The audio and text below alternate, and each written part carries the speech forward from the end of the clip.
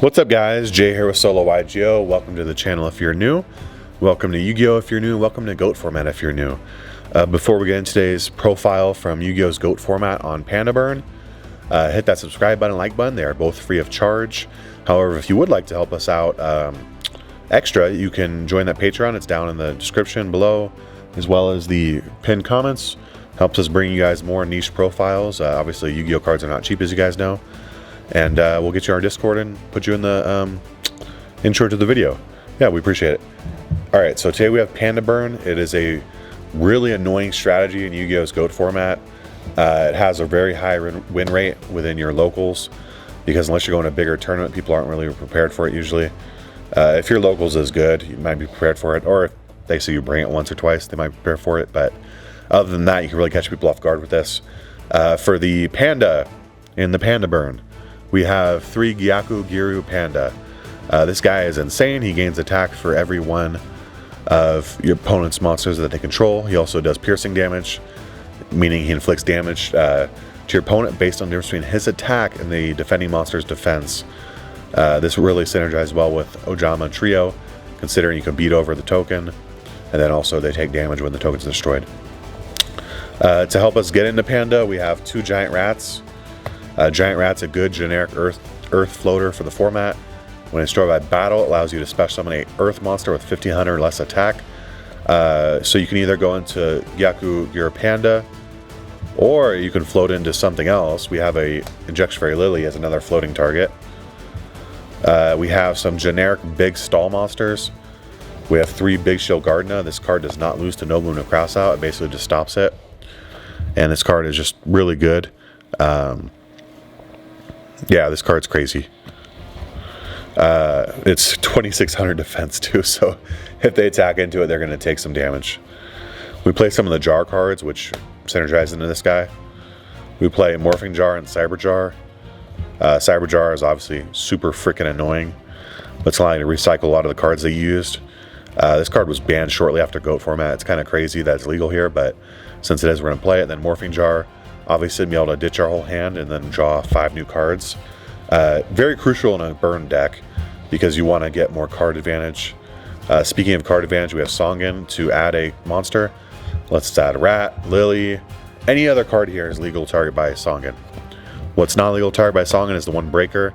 However, it's too good not to play. It's going to give you free back row removal, as well as just a 1900 beater if you needed that as 1900 beater.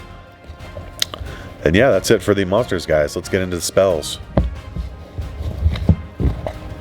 Pretty solid lineup. I wouldn't change anything there. Deck's been working out just fine for me. This is GOAT format, so you're going to want to play some of the best one-ofs. We have Pot of Greed and Graceful Charity. You don't need duo in this deck. You'd rather just save the space for other stuff. You don't necessarily care what your opponent has. And cards like Secret Barrel don't synergize with you getting rid of cards for your opponent. You want them to put monsters into play for just certs. You don't want to get rid of their stuff. You want them to flood their field. You want to burn them. We have enough stall cards to where you don't really care what they have. Unless you're hitting a heavy storm or something like that, that could be good value, but it's far too niche of a scenario for me to justify playing getting rid of their cards. For some more one-ofs, we have Swords of Revealing Light. That's actually a first edition copy from Legend of Blue Eyes, which is really cool. It's like $100, I think. I don't know. Could be more now. But yeah, it's pretty cool. Limited 1 in the format. It's going to stop your opponent for 3 turns.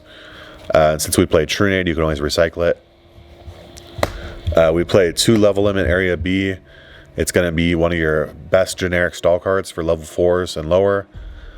We do play a lot of less than level 4s like the Pandas, so we get to attack them while they don't get to attack us. Seems like a fair trade. We play 3 Chain Energy.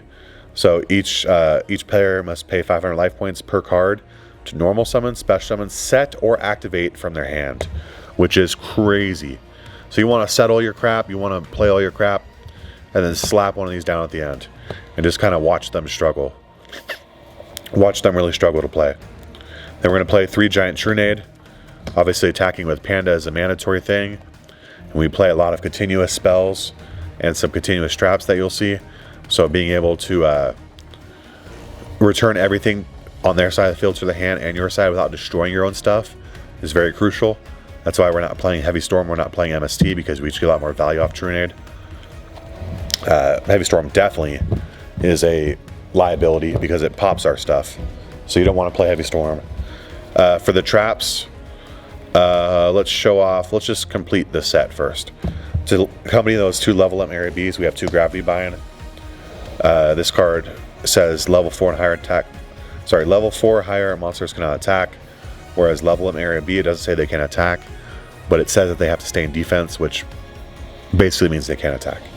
So, and level M area B is a little better too because it puts them in defense, and then Yakumiro Panda does piercing, but still, Gravity Bind, it's a stall card, it's a win condition, so we love to play it. For getting monsters on their side of the field, we play 3 Ojama Trio. This card's crazy. It synergizes very well with so many cards in the deck.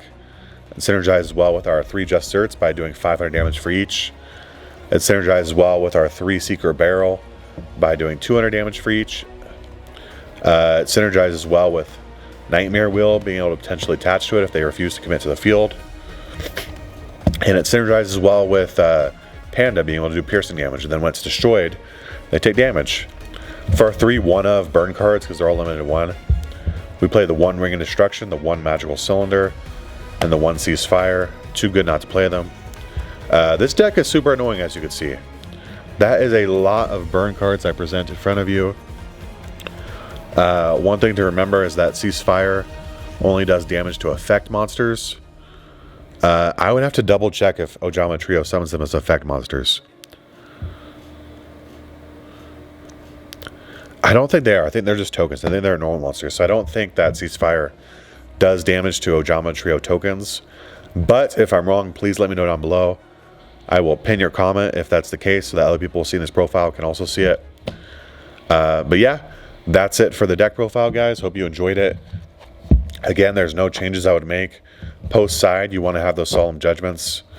One thing to mention also is that the deck is very cheap because there is no duo and because there's no extra deck. So this is a great budget option for something that's fun and take the locals. It performs well. People don't expect it, like I said, that you catch them off guard with it. All right, but yeah, that's it for the profile, guys. If you like GOAT format, Edison format, Tengu plant format, stick around for more. Hit that subscribe button, hit that like button, and if you want to help us make more decks and support the work we're doing, we have that Patreon. It's in the description down below, as well as the comments. And yeah, that's all I got for you guys today. We'll see you in the next one. Peace out.